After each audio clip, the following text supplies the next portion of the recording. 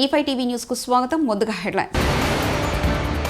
ప్రధాని Modi Donald Trump సమావేశం. అక్రమ వలసదారుల విషయంపై మోదీ కీలక వ్యాఖ్యలు. శ్రీ ఆదికుంభేశ్వర్ని దర్శించుకున్న పవన్ కళ్యాణ్.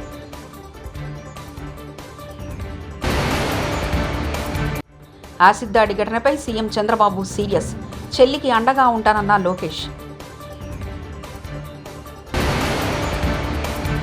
యంగ్ ఇండియా స్కూళ్లపై సీఎం రేవంత్ కీలక సమీక్ష.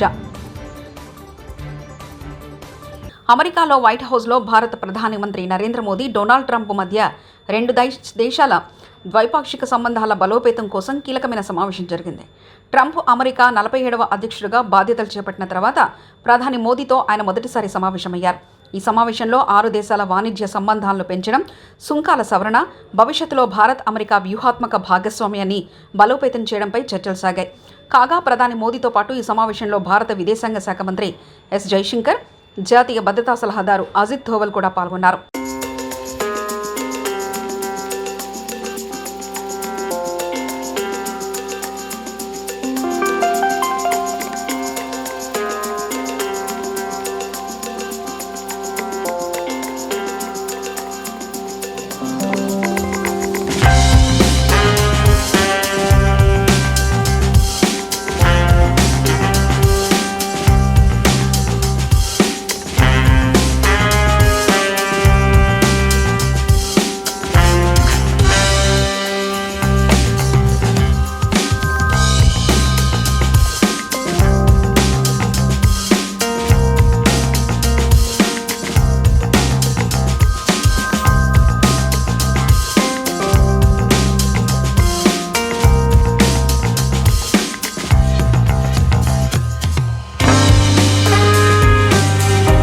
విద్యాశాఖ అధికారులతో సీఎం రేవంత్ రెడ్డి సమీక్ష నిర్వహించారు.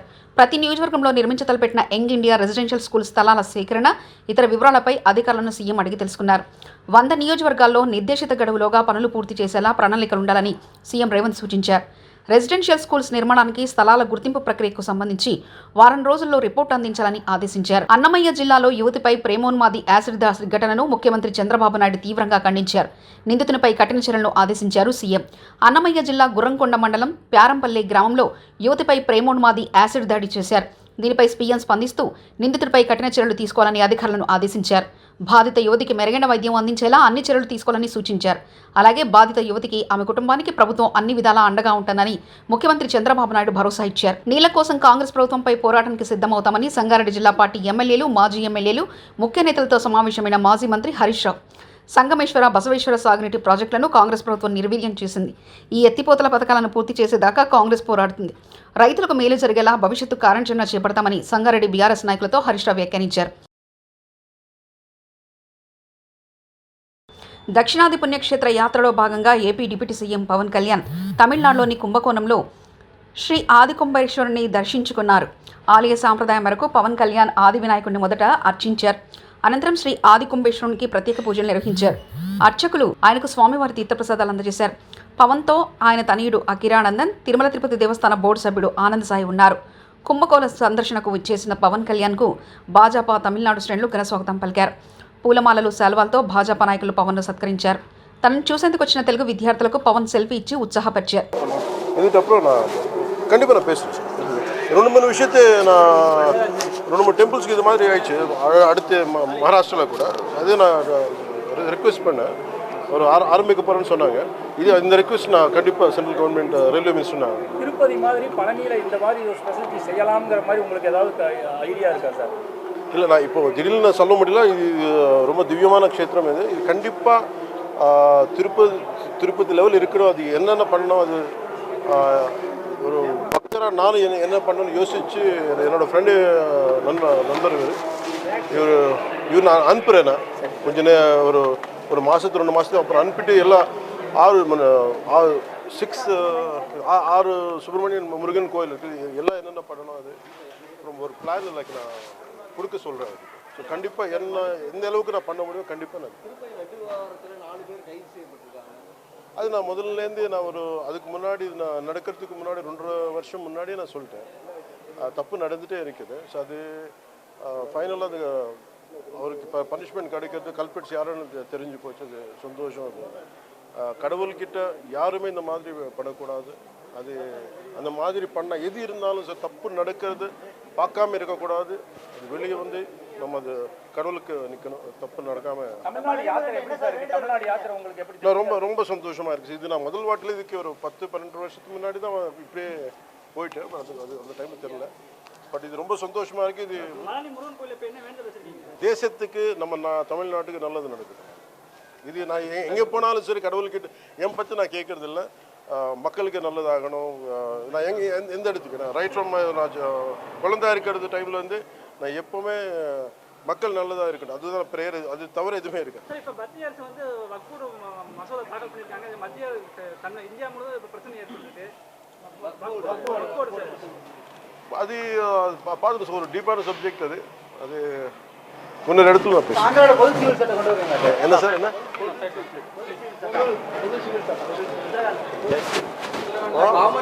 కామన్ సివిల్ ఓకే అది ప్రముఖ నటుడు మోహన్ బాబుకు చెందిన విద్యాసంస్థల సమీపంలో ఒక రెస్టారెంట్పై జరిగిన దాడిని మంచు మనోజ్ ఖండించారు.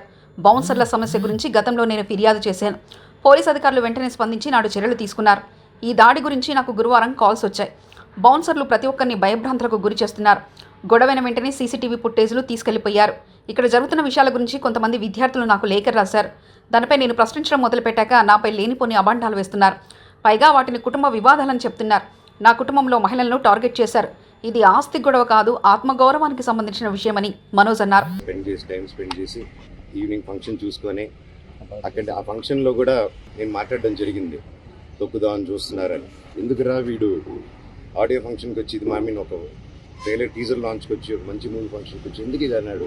ఎందుకన్నానంటే అన్న, నేను అక్కడికి వెళ్ళి ఫంక్షన్కి స్టేజ్ ఎక్కక ముందు నేను ఈ ప్రాంతంలో ఉన్నానని చెప్పి ఇక్కడ ఎవరైతే మనకు సపోర్ట్గా ఉన్నారో, ఎవరైతే కొంచెం గొంతు విప్పి కొంచెం ముందుకు వచ్చి నాకు లెటర్లు పంపించి ఇక్కడ జరిగే అన్యాయాలు చెప్తున్నారో వాళ్ళ మీద దాడులు మొదలుపెట్టారు. ఎప్పటి నుంచో ఆ దాడులు బయటికి చెప్పుకోలేరు అన్నట్టు. ఎందుకంటే ఎన్నో కోట్లు పెట్టి వాళ్ళ పొలాలు కొనుక్కొని కొంతమంది ఇక్కడే వాళ్ళ పొలాల మీద బిల్డింగ్లు కట్టుకొని ఎన్నో కోట్లు ఖర్చు పెట్టి లోన్లు తీసుకొని బిల్డింగ్లు కట్టుకొని వచ్చే డబ్బు మీద, వచ్చే ఫీజుల మీద, వచ్చే హాస్టల్ రెంట్ల మీద బ్రతుకుతున్నారు. వాళ్ళకి వచ్చేది అన్న దాంట్లో నుంచి హేమాద్రి నాయుడు వీళ్ళందరూ కలిసి కొట్టి బెదిరించి ప్రతి ఒక్కరి దగ్గర డబ్బు వసూలు చేస్తున్నారు.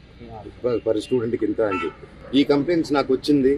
ఇదేంటి ఇలా జరుగుతున్నాయంట, ఇవన్నీ మనుషుల్ని పంపిస్తున్నారు, ఇలా కొట్టిపిస్తున్నారు అని చెప్పి నేను క్వశ్చన్ రైజ్ చేసిన తర్వాత నా మీద ఇలా అబండాలు వేయడం, కుటుంబ సమస్యలను చెప్పడం, ఇదంతా ఒక మీడియా హెడ్గా ఇంతకుముందు పనిచేసి ఇప్పుడు మీడియా బ్యాక్గ్రౌండే లేకుండా ఒక క్యాంపస్కి ఒక ఎడ్యుకేషన్ 17,000 మంది స్టూడెంట్స్కి హెడ్గా ఉండి క్యాంపస్ నడిపిస్తూ ఇక్కడ ప్రతి ఒక్కరిని బెదిరించుకుంటూ ఒక క్వశ్చన్ అడిగితే ఒక మీడియా స్టైల్ వీడి మీద ఒక స్టోరీ క్రియేట్ చేయడం, అలాగా వీడి మీద ఒక స్టోరీ క్రియేట్ చేసి వీడు తాగేసి వచ్చి ఆస్తుల కోసం అడుగుతున్నాడు, కొట్లాడుతున్నాడు అని చెప్పి, సరే వీడినంటే ఇంక్లూడ్ చేస్తే వీడు వినడు, వీడి వైఫ్ని ఇంక్లూడ్ చేద్దాం, వీళ్ళ పిల్లల్ని ఇంక్లూడ్ చేద్దాం, సరిపోతే వాళ్ళ అమ్మని కూడా ఇంక్లూడ్ చేద్దాం అనుకుంటూ లేడీస్ మీద టార్గెట్ చేయడం మొదలుపెట్టారు. వినయ్ గారు పలువురు చాలా మందితో అదే హెడ్స్తో కూర్చొని అందరూ హాస్టల్స్ కూర్చొని చెప్తూ ఉంటే నిలబడి, సార్ ఇక్కడ టెర్రరిస్టులు లేరు, పిల్లలే, ఎంత బౌన్సర్స్ ఎందుకు సార్, వాళ్ళు కొంతమంది బౌన్సర్స్ రాత్రి అయితే తాగేస్తున్నారు, ఇక్కడికి గొడవలు చేస్తున్నారు, దయచేసి వాళ్ళతో ఇవి అవుతుంది, ప్రొఫెషనల్ సెక్యూరిటీ గార్డ్స్ని పెట్టండి సార్, ప్రొఫెషనల్ ఆర్మీ వాళ్ళని పెట్టండి సార్, ఆల్రెడీ ఆర్మీ వాళ్ళు కొంతమంది ఉన్నారు, ఇంకా పూర్తిగా వాళ్ళని పెట్టి డిసిప్లైన్గా ఏ అలవాట్లు నేను వాళ్ళని సెలెక్ట్ చేసి పెట్టాలి, ఇంతమంది స్టూడెంట్స్ ఉన్నారు. నేను ఫస్ట్ నుంచి ఒకటే చెప్తున్నా, మా ఏరియాలో ప్రతి ఒక్కరిని భయాంతులతో గురి చేస్తున్నారు.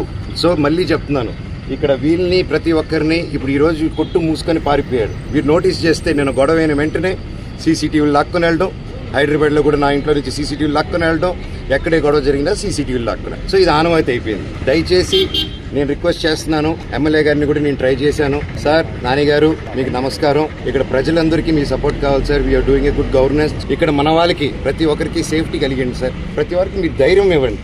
లాస్ట్ 3-4 yearsగా అసలు ఎలా ఉందంటే 3 years బ్యాక్ ఇలా లేదండి. ఎప్పుడు నాన్నగారు ఇది చూసుకునేంత కాలం ఇది ఇలా లేదండి. ఆయన 10 మందికి హెల్ప్ చేయాలని స్టార్ట్ చేసిన క్యాంపస్ 3 years నుంచి ఏమైందో తెలియదు. ఎందుకు ఇలా ఎవరు మేనేజ్మెంట్కి వెళ్ళిందో ప్రతి ఒక్కరికి తెలుసు మీకు. సో దయచేసి ప్లీజ్ లుక్ ఇంటూ ఇట్. ఈ బౌన్సర్స్ అంతా ఎండ్ చేయండి. ఇది వీళ్ళకి కూడా దెబ్బలు తగిలింది. ఇప్పుడు ఆయన ప్రాణభయాలతో. టీడీపీ ఆఫీస్పై దాడి కేసులో సాక్ష్యం చెప్పిన సత్యవర్ధన్ను బెదిరించిన దొంగ కేసు పట్టించారు. పోలీసులు సత్యవర్ధన్ను బలవంతంగా ఎందుకు తీసుకెళ్లారు? రాష్ట్రంలో ప్రతి నియోజకవర్గంలో ఇలాగే తప్పుడు కేసులు, అరెస్టులతో వేధిస్తున్నారంటూ తాటిపత్రి చంద్రశేఖర్ ఎర్రగొండపాలెం ఎమ్మెల్యే వ్యాఖ్యానించారు. ఒక వీడియో క్లిప్పింగ్ కూడా ఉంది. దయచేసి ఆ వీడియో క్లిప్పింగ్ కూడా రాష్ట్ర ప్రజలందరూ గమనించాలి. నిన్న వల్లభనేని వంశీ గారిని అరెస్ట్ చేసే సందర్భంగా వైజాగ్లో ఉన్నటువంటి సత్యవర్ధన్ ఈ అబ్బాయి కిడ్నాప్ అయితే పోలీసులకి ఎలా దొరికాడు? ఈ అబ్బాయి నిజంగా కేసు పెట్టుంటే జడ్జి గారి ముందు, సార్ నాతోటి ఖాళీ పేపర్ మీద సంతకం తీసుకున్నారు సాక్షిగా పెట్టడానికి. నేను ఆ రోజు తెలుగుదేశం పార్టీ కంప్యూటర్ ఆపరేటర్గా పనిచేస్తున్నా కూడా ఆ రోజు నేను రాలేదు, ఆ సంఘటనలు నేను చూడలేదు, నన్ను ఎవరు దూషించలేదు అని జడ్జి గారి ముందు తన వాంగ్మూలాన్ని చెప్పిన తర్వాత ఈ కేసులో బలం ఉందా? ఈ కేసులో నిజం ఉందా?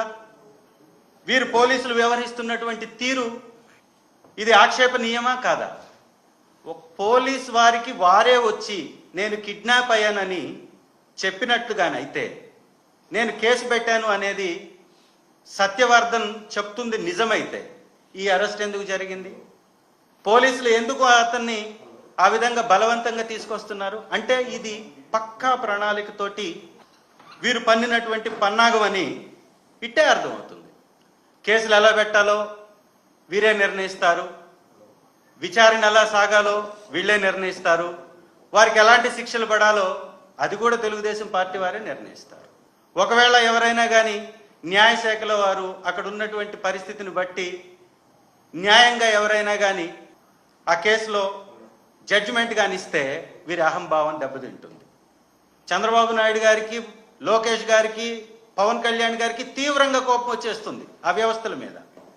వెంటనే వారిని బదిలీ చేసేస్తారు, వెంటనే ఆ వ్యక్తి మీద ఇంకో కొత్త కేసును నమోదు చేయిస్తారు. ఈ కేసు ఎట్లా మనం నిరూపించలేకపోయాం కాబట్టి ఇంకెక్కడన్నా అక్రమ కేసులు ఉన్నాయని తవ్వేస్తారు.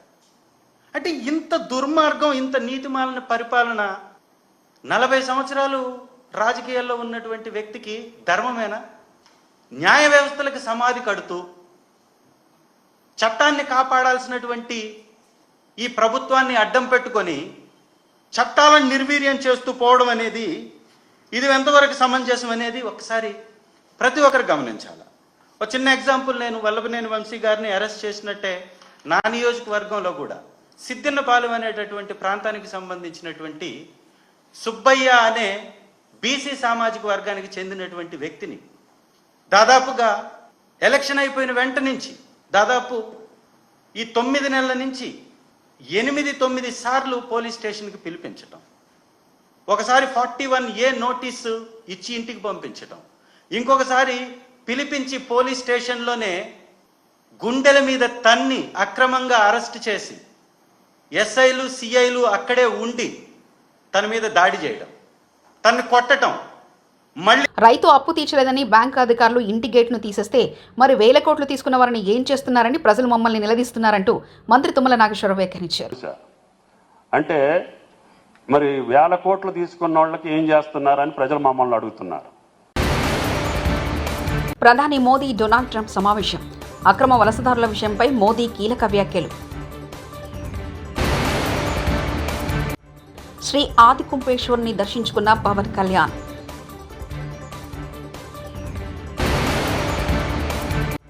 యాసిడ్ దాడి ఘటనపై సీఎం చంద్రబాబు సీరియస్, చెల్లికి అండగా ఉంటానన్న లోకేష్. యంగ్ ఇండియా స్కూళ్లపై సీఎం రేవంత్ కీలక సమీక్ష. ఇవి బులెటిన్ విశేషాలు. చూస్తూనే ఉండండి E5 టీవీ న్యూస్.